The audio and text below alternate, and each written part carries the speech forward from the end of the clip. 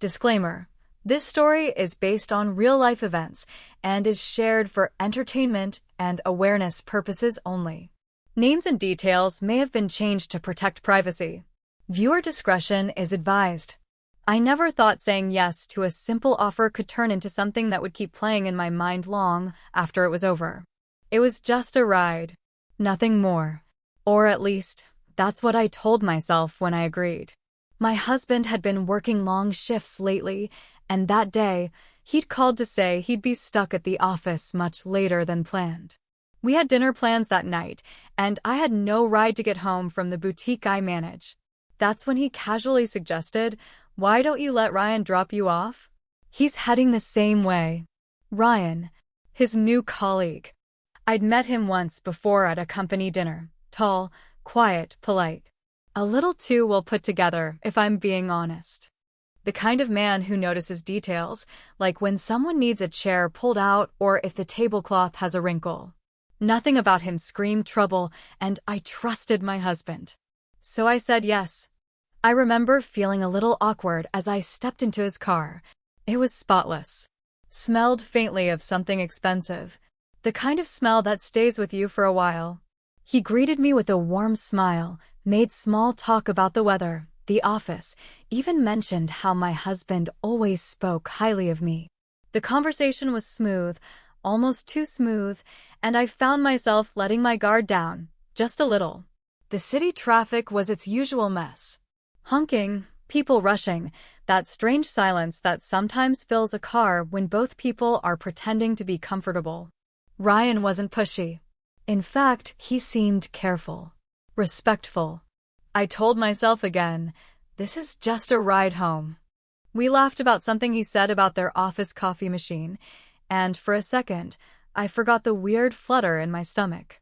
The kind that doesn't feel like fear, but isn't quite comfort either.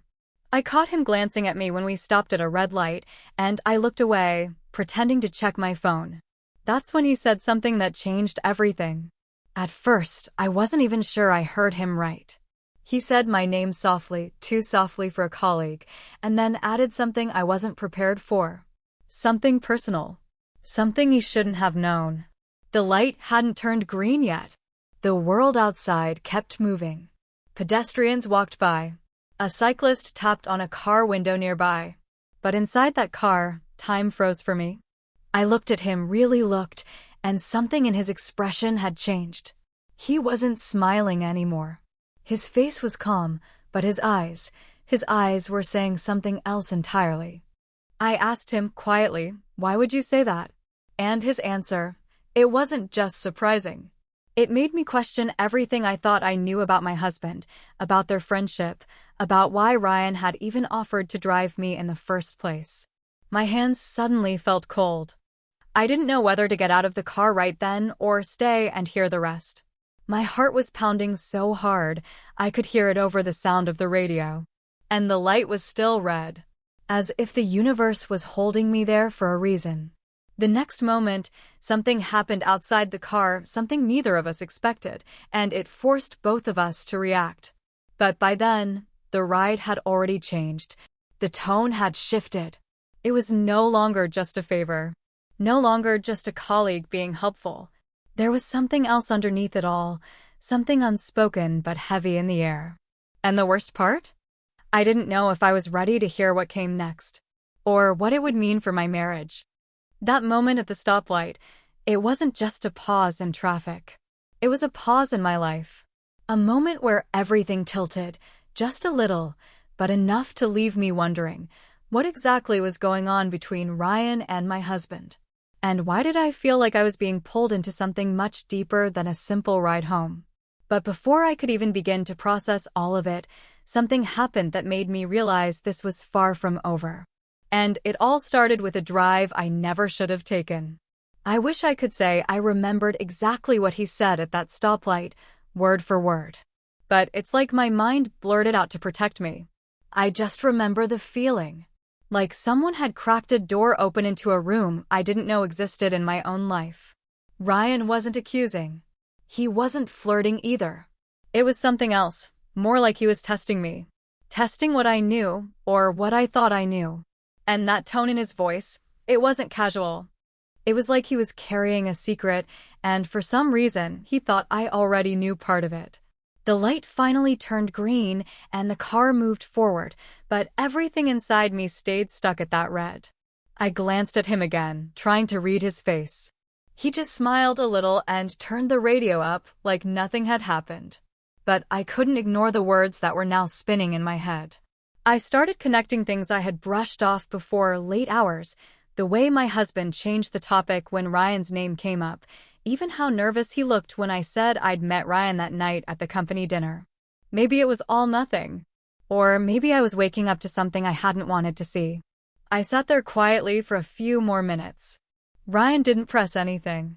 He just kept driving like he hadn't just dropped a bomb. But I noticed his fingers tapping the steering wheel, and there was this energy around him like he was waiting for me to say something first. I didn't. Not yet. Instead, I asked a simple question. How long have you known my husband?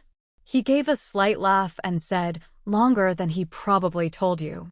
We worked together before this job too. Small world, right? But something about the way he said it, like he was leading me somewhere. I asked if they were close. He shrugged. We used to be, he said, and that word, used, sat heavy in the air. I tried to act normal. Asked a few more harmless questions. Where he grew up, how he liked the job. He answered politely, smoothly, but I was no longer listening for facts. I was listening for signs. And the more he spoke, the more I realized this man knew things. Not just about the job or the office, but about us. When we pulled up to a smaller intersection, he slowed down and looked over at me again. Can I ask you something? He said, eyes still on the road. I nodded, even though my chest felt tight. He said, has your husband ever told you about what happened between us? Back in Karachi. Karachi. That caught me off guard. My husband had worked there briefly a few years ago, but he never mentioned much about it. Just that he didn't like the city, said it was too fast-paced, too messy. And he had never, not once, mentioned that Ryan had been there too. I shook my head slowly. No, he hasn't. Ryan just smiled to himself. Like he already knew that. Like he was expecting it. The car went quiet again.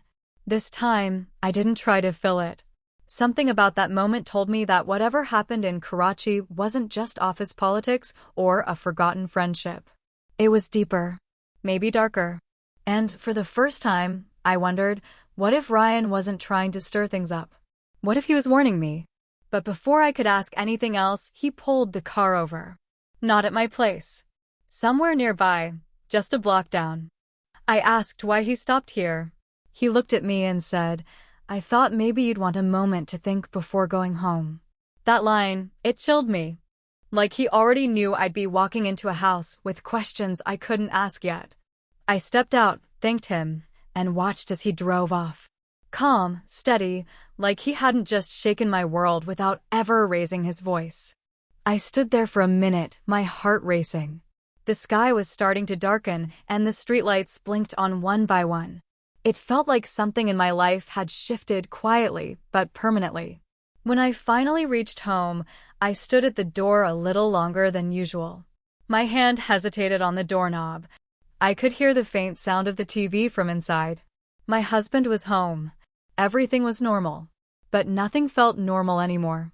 I walked in, and he looked up and smiled, as if everything was fine. But now I knew better. Or at least, I felt something was off. And I couldn't decide what was more dangerous, whatever happened in Karachi that he never told me about, or the fact that Ryan seemed to think I'd be better off knowing. I went through the motions that evening like nothing had changed, but inside, my mind was spinning. My husband sat on the couch, flipping through channels like any other day. He asked how my shift at the boutique was, if I had eaten, the usual small talk. I answered with a smile, pretending I hadn't just heard his colleague, his friend, mention something that cracked open a whole new layer of questions. I wanted to ask about Karachi. I wanted to bring up Ryan's name and see how he reacted. But I didn't. Not yet. There was something about the way Ryan had spoken, calm, measured, almost rehearsed, that told me this wasn't something to bring up casually. I needed to watch, listen, wait. Over the next few days, I paid closer attention. My husband had always been good at hiding stress, too good, maybe, but now I was searching for the things I'd once ignored. The way he avoided eye contact when he mentioned work. The subtle tension in his jaw when his phone buzzed and he glanced at the screen before flipping it over. The way he never said Ryan's name anymore. At night, I started having trouble sleeping. Not because I thought anything romantic was going on, but because I realized I didn't know what was going on. And that kind of not knowing was worse. Then, something strange happened. I got a message. It wasn't a number I recognized. No name. Just a short text. If you want to know the full story, meet me where we dropped you off. Tomorrow, 6 p.m. No signature. No explanation. But I knew who it was. I didn't reply. I stared at that message for hours, trying to decide what to do. Should I tell my husband? Should I delete it and let it go? But the truth was, I couldn't let it go. Whatever this was, it had already taken root in my mind. And not knowing was starting to feel more dangerous than finding out. The next evening, I left the house saying I had to pick up something from the shop. My husband didn't question it. He just nodded, distracted by his phone. When I reached the same spot Ryan had dropped me off, he was already there. Leaning against his car, arms crossed. The same calm face, the same quiet presence. He didn't waste time. I wasn't sure if you'd come, he said softly. But I hoped you would. You deserve to know. I stood there for a moment before replying. Know what, exactly? What happened in Karachi? He looked at me, really looked, and for the first time, I saw something behind his eyes, regret, maybe. Or guilt. He said we were close. Closer than just colleagues. Not in the way you might think, but let's just say your husband and I shared more than work. He trusted me. I trusted him. And then something happened, something that broke that trust. I didn't interrupt. I just listened. He continued, slowly. There was a deal. Something not exactly legal. I didn't know at first. But when I found out, I had to make a choice, stay quiet or report it. I didn't do either. I walked away. And I think he's still afraid I might talk. My throat went dry. Why are you telling me this? He looked at me with a kind of sadness. Because I think you're already starting to see who he really is. And I think you have a right to know what you're married to. I didn't know what to believe. I wanted to think my husband wasn't capable of doing something shady. But the way he had been lately, the secrecy, the shift in his behavior, it all started making a little more sense. Still, this was Ryan talking. A man I barely knew. A man who might have his own reasons for twisting the truth. I'm not asking you to believe me, he said. But I'm not the only one who knows. If you start digging, you'll find pieces. Just be careful. He's not the same man you think he is. I didn't respond. I couldn't. My heart was thudding in my chest, and I felt the weight of something much bigger pressing down on me. What had I just stepped into? And more importantly, how much more was still being hidden from me? I left Ryan standing there without saying another word. I didn't even look back. My mind was a mess of thoughts, none of them clear enough to hold on to. I kept asking myself the same question, what if he's telling the truth? And worse, what if I've been living with someone who's been hiding this kind of secret all along? When I got home, everything looked exactly the same. The lights were on, dinner was half prepped on the stove, and my husband was sitting at the kitchen table, scrolling through his phone like nothing had changed. But everything had changed for me. He looked up and smiled. You were gone a while. Everything okay? I nodded, forcing a smile. Yeah, just traffic. He didn't question it. And that silence, his lack of curiosity, it felt louder than any confrontation could have been. I sat across from him, pretending to scroll through my phone too, but I kept glancing at him, searching for some kind of clue. Something in his expression. Something to tell me if I was married to the man Ryan had described. I thought about what Ryan had said, that I'd find pieces if I looked. That night, after he fell asleep, I quietly went through his old files, the desk drawers, even the storage boxes we hadn't touched in years. Most of it was ordinary, but in the bottom of one folder, tucked behind old payslips, I found something. A printed email thread. It was short, vague, full of code words I didn't understand. But the signature at the bottom of one of the messages was a company name I'd never heard before, something Ryan hadn't mentioned, but now seemed oddly familiar. I snapped a photo of it and put everything back exactly as I found it. My hands were shaking the whole time. I couldn't sleep after that. I kept staring at the ceiling, wondering how deep this went. Wondering if my husband was lying to protect himself, or if he was involved in something bigger than I'd ever imagined. The next morning, he was unusually quiet, like he felt something had shifted between us. And then he did something he hadn't done in months. He kissed my forehead and asked if I wanted to have dinner out, just the two of us. It should have felt sweet, but it didn't. It felt like a distraction, like he was trying to keep me from looking any deeper. And that's when I realized he knew. He knew I had started to see through the cracks. And if he knew, what would he do next to keep everything from unraveling? I agreed to the dinner mostly because I needed time to think. Time to watch him closely. But the moment we walked into the restaurant, something felt off. It wasn't the place, we'd been there before, but the way he kept checking over his shoulder. Not nervous exactly, more like careful. Too careful. His phone buzzed twice during the meal, and both times, he let it ring without even looking at the screen. That wasn't like him. Normally, he couldn't ignore a single notification. We barely touched our food. He kept trying to make conversation, but I wasn't really listening. My mind was on the email I'd found and what it could mean. But right when I was about to ask him directly, he leaned forward, lowered his voice, and said something I wasn't expecting. "You shouldn't trust Ryan." My breath caught. I looked up at him slowly. He wasn't angry. He wasn't scared. He was calm, too calm. "Why not?" I asked, keeping my voice just as low. He paused for a long second, then said, "Because the deal he's talking about, it wasn't mine. It was his. I just took the fall." That one line flipped everything in my head upside down. What if Ryan wasn't warning me, but manipulating me? What if I'd been looking at the wrong man this whole time? I didn't know what to believe anymore. My husband stared at me like he was telling the truth. But wasn't that exactly what someone would do if they were trying to twist the story in their favor? And then, just as I opened my mouth to ask for proof, his phone buzzed again. This time, he looked. Just one word showed on the screen. "She knows." And that's when I realized someone else was watching both of us. He stared at the phone screen like it had just confirmed his worst fear. I leaned in slowly, my voice low. "Who sent that?" His jaw clenched. He didn't answer, but the silence told me everything. I wasn't supposed to see that message. And whoever sent it was closer to us than I ever imagined. Then he stood up. Not suddenly, just steady, controlled. "We need to go," he said. I followed him out into the parking lot, heart pounding. I was done pretending. "Tell me the truth. All of it. No more games."